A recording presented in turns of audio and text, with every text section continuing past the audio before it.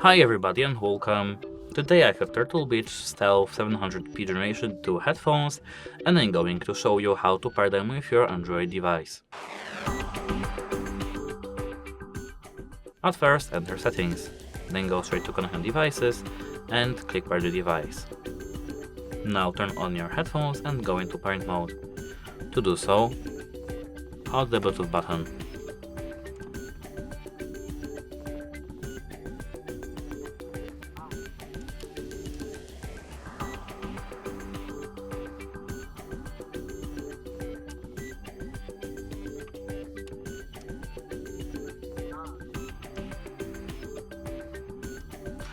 As you can see, here I have our headphones.